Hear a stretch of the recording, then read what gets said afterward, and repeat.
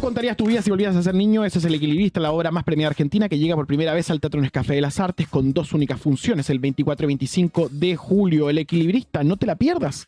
Las entradas están a la venta a través de ticketmaster.cl y sin recargo por servicio en la boletería del teatro, con un 20% de descuento para socios de la comunidad de las artes, con esta obra sobre el destacado actor Mauricio Dayub, que protagoniza este gran unipersonal donde nos invita a perder el equilibrio a través de varios personajes encarnados con poesía y humor. El Equilibrista, no te la pierdas.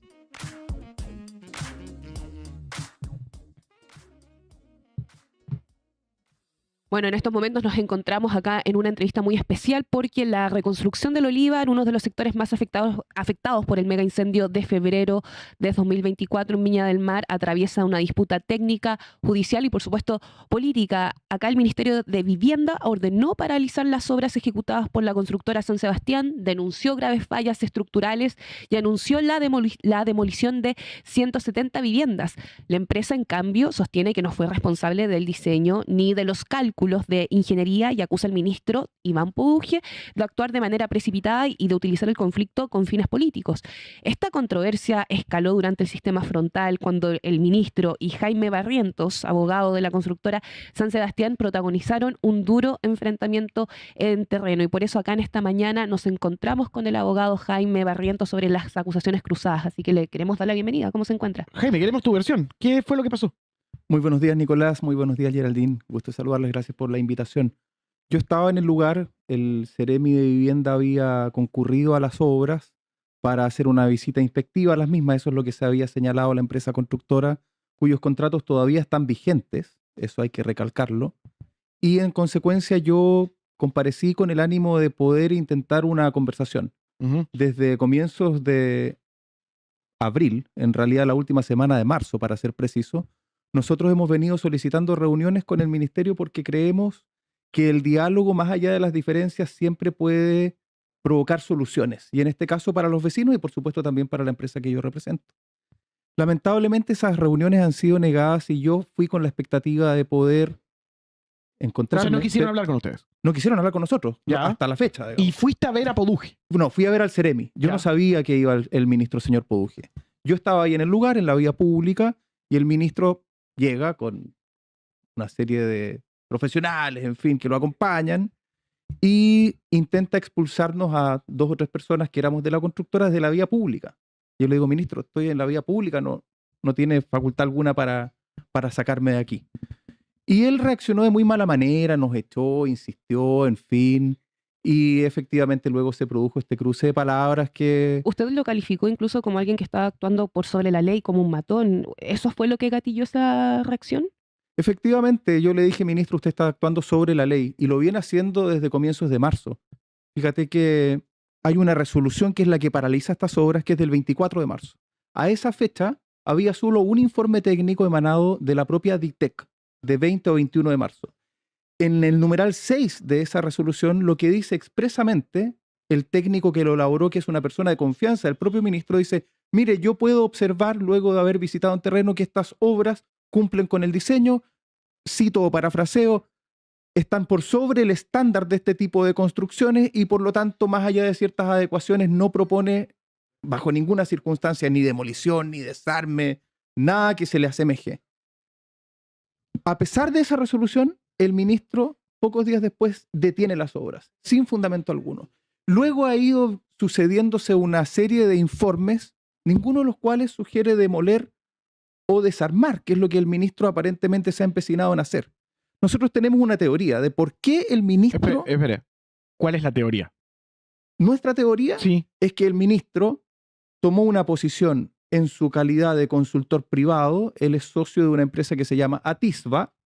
En esta empresa Atisba, que hasta el día de hoy existe y que vende informes, emitió opiniones en cuanto privado en mayo del 2025. Él fue varias veces a las obras antes de asumir como ministro y tiene una opinión muy categórica. Dijo, esto es un desastre. Estoy empleando las palabras de él, no son mías.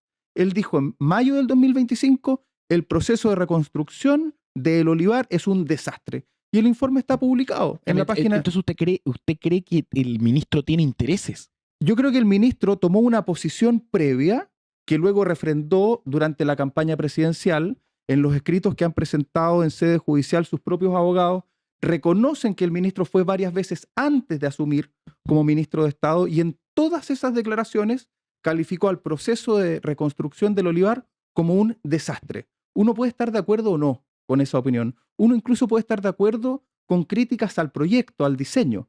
Pero lo que es inaceptable es que un ministro de Estado, una persona investida de tan alta autoridad y potestad, se permita calificar de sinvergüenza a una empresa que tiene 20 años de trayectoria, con 40.000 soluciones habitacionales construidas, que se permita calificar de fraude, estafa, cuando no hay ni siquiera un atisbo de aquello, y que no se haya inhabilitado. Eso es gravísimo. No quieren ir por injurias.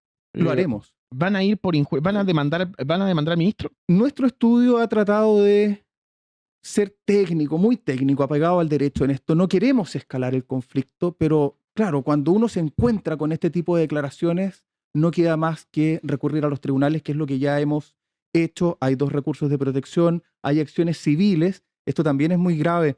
Hay una acción civil que nosotros interpusimos ante el segundo juzgado civil de Valparaíso. El juez, apegado a la técnica jurídica, ordenó una pericia y el ministro se ha opuesto a ella. Es inentendible. Nosotros le dijimos, juez, por favor, designe un perito imparcial que permita determinar si la constructora se ajustó o no al proyecto que fue aprobado por el propio Servio. El juez, analizado los antecedentes, dice, sí, ¿sabe qué? Designemos este perito. El ministerio intenta oponerse a esa pericia. Lo encuentro realmente insólito. Perdón, uno de los principales argumentos de la constructora es que ustedes ejecutaron un proyecto que no diseñaron. Entonces me gustaría que me ayudara a explicarlo, qué parte del proceso correspondía a San Sebastián y qué parte correspondía al Estado o quizás a otros actores que no conocemos. Muchas gracias por tu pregunta. Yo creo que ese es el fondo del asunto. Aquí hay 3 actores. Hay una entidad patrocinante que diseña, elabora las especificaciones técnicas, las ingenierías, etc. Está el Servio de la región de Valparaíso, es decir, el propio Estado de Chile, que aprueba estos diseños y emite lo que se denomina un certificado de calificación definitiva. Aquí hay 12 proyectos, 12 contratos, todos ellos son titulares de un certificado de calificación definitiva emitido por el propio Servio. Es el Servio el que dice, sí, este es el proyecto que yo he aprobado. Recién ahí aparece la constructora. La constructora ejecuta un diseño que viene previamente establecido por una entidad patrocinante y aprobado por el Estado de Chile, Servio Valparaíso. Por lo tanto, nuestra tesis es, mire, a la constructora deberá juzgarla por la correspondencia entre lo diseñado y aprobado por el Servio y lo ejecutado.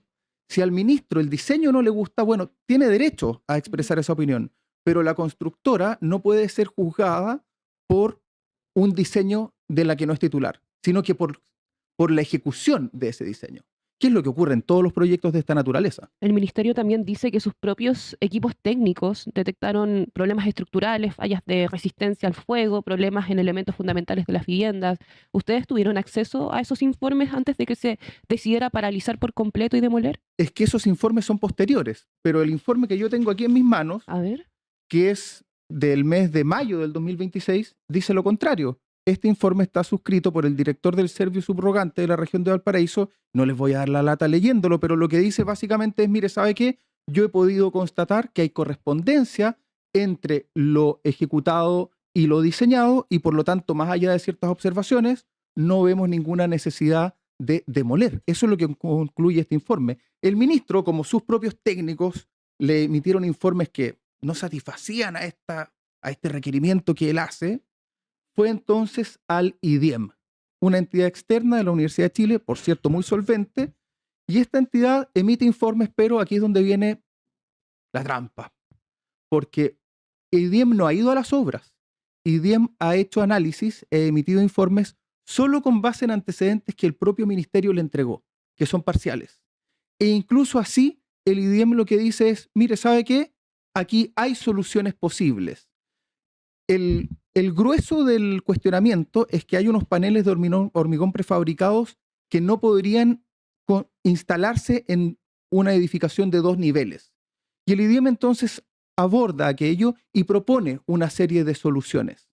La constructora lo que dice es, mire, a nosotros nunca nos pidieron solucionar este problema que por lo demás no causamos nosotros, porque el diseño no lo hicimos nosotros, y por lo tanto el ministro incurre en una infracción no solamente al contrato, sino que a la ley, al haberse saltado todo este procedimiento. El propio contrato y la ley lo que dice es, mire, cuando hay una deficiencia en la construcción, usted requiera a la constructora que a su cargo, a su costo, haga las reparaciones y solo ante la negativa, entonces proceda con el proceso de última ratio, que es la terminación. Nada de eso ha ocurrido. ¿Por qué? Nosotros creemos que la razón es que el ministro había tomado, mucho antes de asumir como ministro, la decisión de criticar de manera muy dura este proceso. Todos estos puntos que nos comenta, aparece, por supuesto, un punto sensible. Cada mes que pasa, son familias esperando también una solución. Entonces, ¿qué le dice usted a esas personas que ven esta disputa entre una empresa, un gobierno, mientras sus casas siguen pendientes? Nosotros no tenemos ningún ánimo de perjudicar ni al ministro ni al gobierno y, por cierto, nos inspira el ánimo de que las personas reciban lo antes posible sus viviendas. Hay 56 casas que están en un 99% terminadas, listas para ser entregadas a los vecinos. El diputado Celis, con quien no hemos tomado contacto, dicho sea de paso, fue de mutuo propio, visitó las obras y publicó su visita. Dice, ¿sabe qué? A mí estas casas me parece que están impecables. Y yo invito al ministro a que visite esas casas. El otro día, en lo que a mi juicio es un show mediático, mostró una obra a medio terminar en un muro que efectivamente tenía riesgo de ceder, como se dieron muchos muros en Viña del Mar, en Quilpué y en todo Chile, se dieron puentes, se dieron caminos y efectivamente una obra que estaba en un 10-20% corría el riesgo de ceder. Yo lo que hago es invitar al ministro a que visite las casas terminadas y estoy seguro de que si es objetivo, concluirá que esas casas están en perfecto estado y que están en condiciones de ser entregadas a los vecinos.